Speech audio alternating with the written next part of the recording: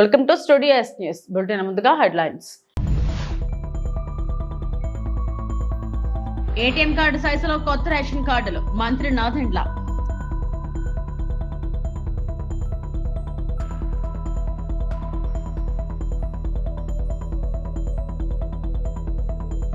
గోవర్ధన్ రెడ్డిని వేధించడం అన్యాయం, ఎమ్మెల్సీ పర్వతిరెడ్డి చంద్రశేఖర్ రెడ్డి.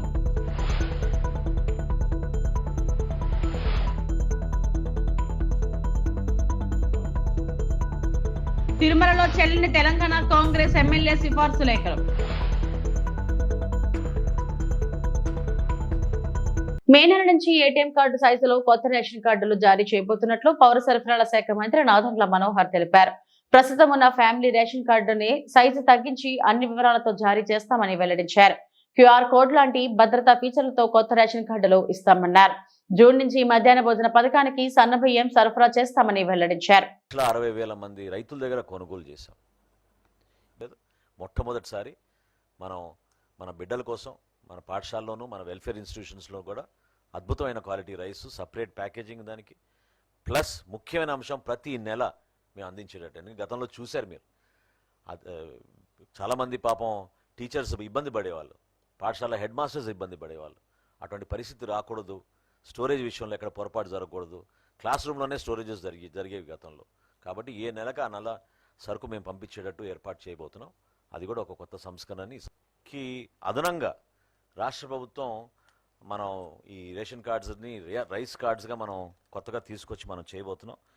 గౌరవ ముఖ్యమంత్రి గారికి ఆల్రెడీ మా డిపార్ట్మెంట్ నుంచి మేము సిద్ధం చేసిన కార్డ్స్ చూపించాం. ఈ కొత్త కార్డ్స్ ఇవి ఈ విధంగా క్రెడిట్ కార్డ్ సైజులో ఉంటాయి. సో దీనికి వీల్ ఆల్సో హ్యావ్ పైకి చూపించాలా ఏటీఎం కార్డ్ సేమ్ ఈ కార్డే ఉంటుంది. దీనికి మీకు క్యూఆర్ కోడ్ ఉంటుందండి, అది సేఫ్టీ ఫీచర్. సో ఈ కార్డు మనం కొత్తగా లాంచ్ చేయబోతున్నాం త్వరలోనే. ముఖ్యమంత్రి గారి సలహాలతోటి దానికి ఒక సిస్టమేటిక్ విధానంలో చేస్తాం. Yes, we'll replace it's called the rice card. బ్యాక్లో family member details, all the family member details will be there. ఇది గతంలో కన్నా మీరు చూసారు, సో క్లియర్. ఇదివరకు మీకు కనపడేది కాదు, పెద్ద కార్డు ఉన్నా కూడా మీకు కనపడేది కాదు. ఇక్కడ ఏంటంటే చాలా క్లియర్గా మీకు కనపడేటట్టు ఈ ఏర్పాటు చేసాం. ఇంకా ముఖ్యం ఏంటంటే దీంట్లో మీకు అంటే ఎన్ని నంబర్ ఆఫ్ కార్డ్స్ అనేది మనకి ఈ కేవైసీ తర్వాత పూర్తవుతుంది. సో ఏప్రిల్ 30th వరకు మనకి కేంద్ర ప్రభుత్వం మనకి టైం ఇచ్చింది కాబట్టి జరుగుతుంది. 93% we have completed. 93% we have completed. 7% is still there. ఏమంటే మీరు ఇంతసేపు వినలేదు అనుకుంటా. నేను చాలా క్లియర్గా చెప్పాను. కాదండి, వేసవి కాలంలో ఎవరికి ఇబ్బంది కలగకూడదని ఒక నిర్ణయం తీసుకుని మా డిపార్ట్మెంట్ నుంచి గ్రామ సచివాలయం, వార్డు సచివాలయం ఉన్న మొబైల్ యాప్లో వాళ్ళు నమోదు చేసుకోవచ్చు. లేదా మా ఎండిఓ ఆపరేటర్లు ఎవరైతే ఈ రేషన్ ఇస్తున్నారో మీకు వాళ్ళ దగ్గర ఉన్న ఈపాస్ మెషిన్లో కూడా మీరు నమోదు చేసుకోవచ్చు, చెక్ చేసుకోవచ్చు. సో ఆ వెసులుబాటు కల్పించాం.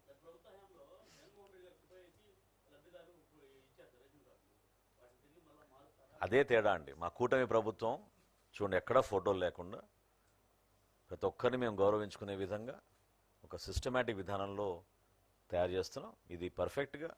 ఒక ప్రాబ్లం ఏమొచ్చిందంటే రైస్ కార్డ్ కాస్త రేషన్ కార్డ్ నుంచి ఫ్యామిలీ కార్డుగా మారిపోయింది. సో మల్టీపర్పస్ కార్డుగా మారిపోయింది. సో దానివల్ల కొన్ని ఇబ్బందులు, అంటే ఇంత సంఖ్య, ఇందాక మీకు చెప్పినట్టు రాష్ట్రంలో ఈరోజు 4,26,000 మందికి రేషన్ కార్డులు ఉన్నాయంటే మనమే ఆశ్చర్యపోతాం. సో ఆ సంఖ్య. సో త్వరలో ఇది ఏప్రిల్ 31st మనం ఏమండి, what is an existing card is being replaced with this card. Yes, it has a family member details. It has a family. అంటే కొత్తగా ఇప్పుడు మనకు అదే కదండి. ఇప్పుడు మాకు ఆల్రెడీ వచ్చిన రిక్వెస్ట్లు కొత్తగా పెళ్ళైన వాళ్ళు. ఏలూరు జిల్లా జంగారెడ్డిగూడెం నుంచి శ్రీరామ ఆధ్యాత్మిక సేవా సమితి ఆధ్వర్యంలో భద్రాచలంకు భక్తులు బుధవారం పాదయాత్రగా బయలుదేరారు. శ్రీరామనవమికి గోటి తలంబరాలను స్వామివారికి సమర్పించేందుకు గత 24 సంవత్సరాలుగా శ్రీరామ ఆధ్యాత్మిక సేవా సమితి ఆధ్వర్యంలో వేలాది మంది భక్తులు పాదయాత్రగా భద్రాద్రి రాములవారి క్షేత్రానికి చేరుకుంటున్నారు. దీనిలో భాగంగా బుధవారం ఉదయం ఈ మహా పాదయాత్రను పట్టణంలోని బుట్టాయిగూడెం రోడ్లో ఉన్న కోదండ రామాలయం వద్ద తపన ఫౌండేషన్ వ్యవస్థాపకులు గారపాటి సీతారామాంజనేయ చౌదరి, ప్రముఖ వ్యాపారవేత్త చామర్తి శ్రీరాములు ప్రారంభించారు. ఈ కార్యక్రమంలో కేఎల్ఎన్ ధనకుమార్, ముల్లపూడి వీర వెంకట సత్యనారాయణ తదితరులు పాల్గొన్నారు.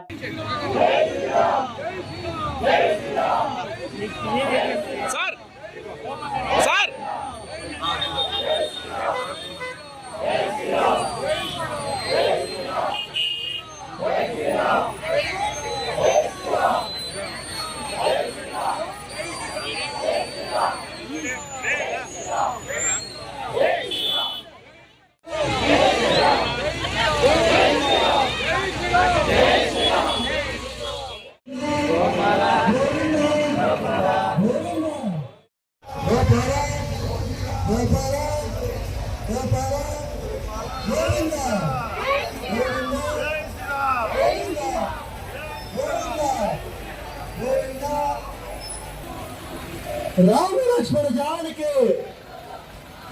जय बोले हनुमान के, जय बोले हनुमान के, जय बोले हनुमान के, राम लक्ष्मण जान के, राम लक्ष्मण जान के, राम लक्ष्मण जान के।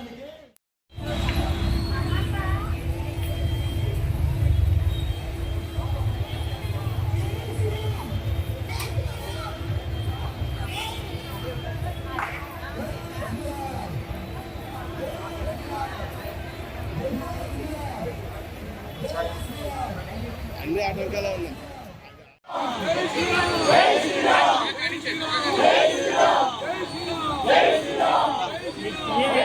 సార్ సార్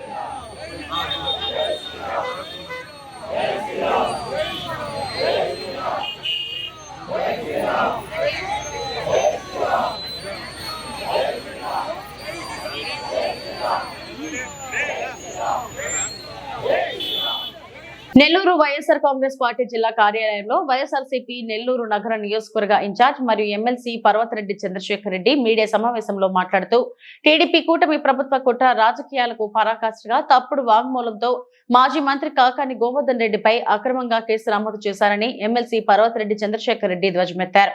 ఉగాది పండుగ కోసం తన కుటుంబంతో కలిసి కాకాని గోవర్ధన్ రెడ్డి హైదరాబాద్ వెళ్లినప్పుడు కావాలని ఆయన ఇంటికి నోటీస్ అంటించి మర్నాడు విచారణకు రమ్మనడం అత్యంత హేయమని ఆక్షేపించారు.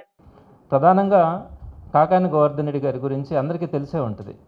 ఆయనకి సంబంధించినటువంటి అక్రమ కేసుల్లో ఈరోజు అరెస్ట్ చేయడానికి చేసే ప్రయత్నం.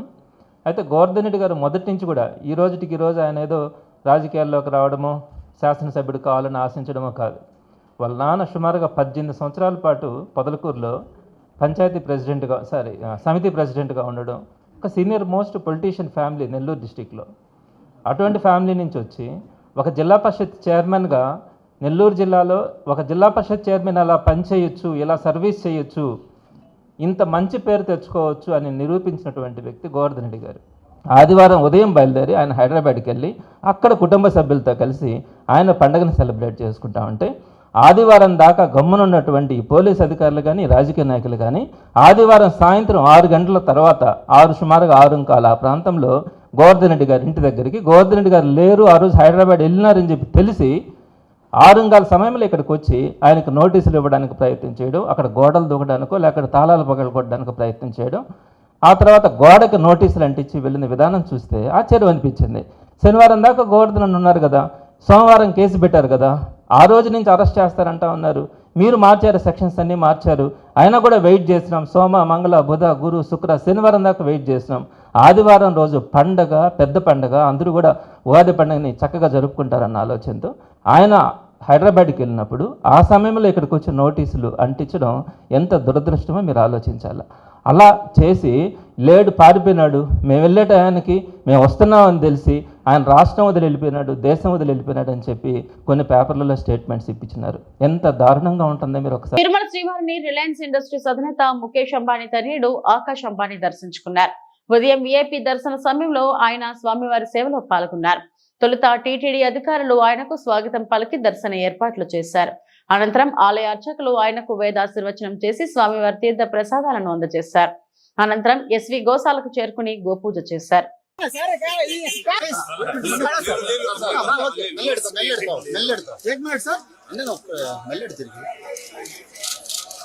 Okay okay thank you sir CM citizen వాళ్ళకి ఫోటో లేకపోతే సార్ సార్ ప్లీజ్ సార్ हमें फोटो एक लेता सर आपके हाथ में सर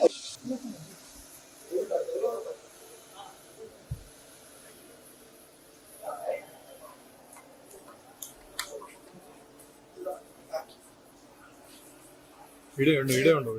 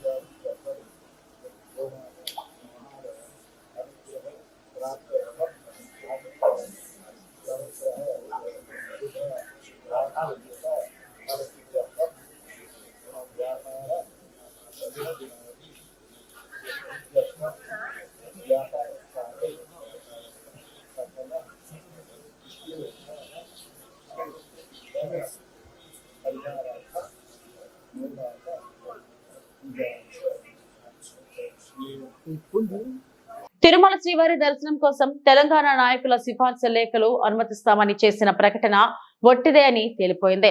దర్శనం కోసం ఎమ్మెల్యే లేఖతో వెళ్లిన వారికి నిరాశ ఎదురైంది. సోమవారం, మంగళవారం తెలంగాణ ఎమ్మెల్యేల విఐపీ లెటర్లు అనుమతిస్తామని టీటీడీ ప్రకటించింది. దీంతో తాము ఎమ్మెల్యేల లెటర్లు తీసుకుని వస్తే ఇక్కడ ఎవరూ పట్టించుకోవడం లేదని భక్తులు ఆవేదన వ్యక్తం చేస్తున్నారు. తిరుమల విఐపీ దర్శనం కోసం వచ్చినాము ముందర అసలు ఇద్దరికి కూడా రాణిస్తలేరు. ఓన్లీ ఏపీ వాళ్ళని పెట్టడము మంగళవారం సోమవారం అని మనకు చెప్పడం జరిగింది. కానీ ఇక్కడ లెటర్స్ కూడా యాక్సెప్ట్ చేస్తే చాలా ఘోరమైన పరిస్థితి ఉంది. వాళ్ళు 2 నిమిషాలు కూడా మాట్లాడతలేరు మనతో. దర్శనం లేదు అని చెప్పేసి ముఖ్యమంత్రి చంద్రబాబు మాట్లాడే మాటలకు చేసే పనులకు సంబంధం ఉందా అని ప్రశ్నించారు మాజీ మంత్రి ఆర్కే రోజా. ఎన్నికల్లో ఈవీఎంలను మేనేజ్ చేసిన చంద్రబాబు కరువును మేనేజ్ చేయలేకపోతున్నారని ఆగ్రహం వ్యక్తం చేశారు. ఇప్పుడు పెట్రోల్ పంపుల దగ్గర సెల్ఫీలు తీసుకునే దమ్ము లోకేష్ కు ఉందా అని సవాల్ విసిరారు. మాజీ మంత్రి ఆర్కే రోజా తాజాగా మీడియాతో మాట్లాడుతూ ఏప్రిల్ 1వ తేదీన సీఎం చంద్రబాబు ప్రజలను ఫోర్స్ చేయడం ఇక్కడే చూస్తున్నాం. మేనిఫెస్టోలో ఉన్న పథకాల్లో కేవలం పెన్షన్లు మాత్రమే ఇస్తున్నారు. హామీలు ఇచ్చి జనాలను ఫూల్స్ చేస్తున్నారు. రైతులకు భరోసా లేదు, గిట్టుబాటు ధర అసలే లేదు. మీరు అబద్ధాలు మాట్లాడి ఎల్లో మీడియాతో అబద్ధాలు చెప్పించి అధికారంలోకి వచ్చారు. సీఎం ప్రాతినిధ్యం వహిస్తున్న నియోజకవర్గంలోని గంజాయి పండిస్తున్నారు అని రోజా మండిపడ్డారు. రాష్ట్ర ముఖ్యమంత్రి రాష్ట్ర ప్రజల్ని ఏప్రిల్ ఫూల్ చేయడం అనేది ఆంధ్రప్రదేశ్లోనే జరుగుతుంది. చెల్లికి జరగాలి పెళ్లి మళ్ళీ మళ్ళీ అన్నట్టుగా ఒకే పథకాన్ని ప్రతి నెల కూడా ప్రారంభిస్తున్న చంద్రబాబు నాయుడిని చూస్తే జాలేస్తుంది. ఎందుకంటే ఏ రాష్ట్రంలో ఏ ముఖ్యమంత్రి అయినా ఒక పథకాన్ని ఒకసారే ప్రారంభిస్తారు. కానీ ఇక్కడ ఏంటో చంద్రబాబు నాయుడు చేయడానికి వేరే పని లేదు కాబట్టి, చేస్తున్నది ఒకటే పథకం కాబట్టి అది ప్రతి నెల వస్తువులు అమ్మే చోటికి వచ్చి సెల్ఫీలు తీసుకొని మేము పెట్రోల్ డీజిల్ ధరలు తగ్గించాము, మేము కరెంటు ఛార్జీలు తగ్గించాము, మేము నిత్యావసర వస్తువుల ధరలు తగ్గించామని చెప్పే దమ్ము ధైర్యం ఉందా అని అడుగుతున్నా. ఈరోజు పాల నుంచి పవర్ ఛార్జెస్ వరకు అన్నీ పెంచేసి జనాల జీవితాల్ని నాశనం చేస్తున్న మీకు ఖచ్చితంగా తొందరలో జనాలు బుద్ధి చెప్తారని కూడా ఈ సందర్భంగా తెలియజేసుకుంటున్నాను. ఎందుకంటే వీళ్ళు వచ్చిన తర్వాత ఒక పక్క సంక్షేమం లేదు, ఒక పక్క అభివృద్ధి లేదు. అండ్ చాలా ముఖ్యమైనది మహిళలకి సంక్షేమం లేకపోయినా పర్లేదు కానీ భద్రత లేకుండా పోయింది. వీళ్ళు విచ్చలవిడిగా ఈరోజు మద్యాన్ని ప్రవహింపజేయటమే. ఎక్కడ చూసినా బెల్ట్ షాపులు, గంజాయి, డ్రగ్స్ ఈ రాష్ట్రంలో ఉన్న యువతని నాశనం చేస్తుంది. ఆ యువత చేతిలో ఈరోజు ఆడపిల్లలు బలి అవుతున్నది నిజం కాదని అడుగుతున్నా. సాక్షాత్తు ముఖ్యమంత్రి ప్రాతినిధ్యం వహిస్తున్న కుప్పంలో కానీ, హోంమంత్రి ప్రాతినిధ్యం వహిస్తున్న వైజాగ్ ప్రాంతంలో ఈరోజు ఎకరాలకు ఎకరాలు గంజాయి పండిస్తుంటే ఏం చేస్తున్నారని అడుగుతున్నా. 100 రోజుల్లో గంజాయి లేకుండా నిర్మూలిస్తామన్న మీరు ప్రాతినిధ్యం వహిస్తున్న చోట ఇంత గంజాయిని పండిస్తూ ఈ విధంగా బెల్ట్ షాపుల్ని పెట్టించి విచ్చలవిడిగా మందు సరఫరా చేస్తూ కొత్తగా డ్రగ్స్ను కూడా తీసుకొచ్చారు. సాక్షాత్తు ముఖ్యమంత్రి గారు నివాసం అంటున్న గుంటూరు ప్రాంతంలోనే ఈరోజు డ్రగ్స్ దొరుకుతున్నాయంటే తిరుమలలో తరచూ సంఘ వ్యతిరేక కార్యక్రమాలు జరుగుతూనే ఉన్నాయన్నారు వైఎస్ఆర్సీపీ అధికార ప్రతినిధి భూమన కరుణాకర్ రెడ్డి. తిరుమల కొండపై 4 సార్లు ఎర్రచందనం పట్టుకున్నారు. తిరుమలలో మద్యం గంజాయి విచ్చలవిడిగా దొరికాయి. మంత్రి నారా లోకేష్ పిఏ 10 నుంచి 12 లీటర్లు పంపిస్తున్నారంటే అసలేం జరుగుతుంది? వైకుంఠ ఏకాదశి తొక్కిసలాట ఘటన చోటు చేసుకుందని చెప్పుకొచ్చారు. తాజాగా వైఎస్ఆర్సీపీ అధికార ప్రతినిధి భూమన కరుణాకర్ రెడ్డి మీడియాతో మాట్లాడుతూ మంత్రి లోకేష్ పిఏ సాంబశివరావు తిరుమల దర్శనాల సిఫార్సు లేఖలతో దండా చేస్తున్నారు. గతంలో 4000 లోపు వీఐపీ దర్శనాలు చేయిస్తే నేడు కూటమి ప్రభుత్వ పాలనలో దాదాపు 8000కు పైగా వీఐపీ దర్శనాలు చేయిస్తున్నారు. చట్ట వ్యతిరేక కార్యక్రమాలు జరుగుతున్నాయి. ముఖ్యమంత్రిగా చంద్రబాబు హిందూ వ్యతిరేకంగా లడ్డూపై వ్యాఖ్యలు చేశారు. ఇదేనా ప్రక్షాళన అంటే? చంద్రబాబు ఎలాంటి ప్రక్షాళన ఇప్పటి వరకు చేశారో చెప్పండి అంటూ ప్రశ్నించారు. మ్యాడ్ స్క్వేర్ లో కంటెంట్ ఉంది కాబట్టి హిట్ అయిందని నిర్మాత నాగవంశీ అన్నారు. తాజాగా ప్రెస్ మీట్ నిర్వహించి మాట్లాడారు. ఈ సందర్భంగా రివ్యూలు వాటిపై అభిప్రాయం వ్యక్తం చేస్తూ సామాజిక మాధ్యమాల్లో పోస్టులు పెడుతున్న వారిపై తీవ్ర ఆగ్రహం వ్యక్తం చేశారు. సినిమా హిట్ టాక్ తెచ్చుకున్నప్పుడు దాన్ని ఎందుకు ప్రోత్సహించారని ప్రశ్నించారు. వీక్లీ కూడా వేసారు చాలా మంది, కంటెంట్ లేకపోయినా సీక్వెల్ కాబట్టి ఆడుతుందని. సీక్వెల్ కరెక్టే, ఇది కంటెంట్ లేకపోయినా సీక్వెల్ కాబట్టి ఆడుతుందని వేస్తే సీక్వెల్ ఇదేమి పుష్ప 2, బాహుబలి 2, KGF 2 కాదు కదా.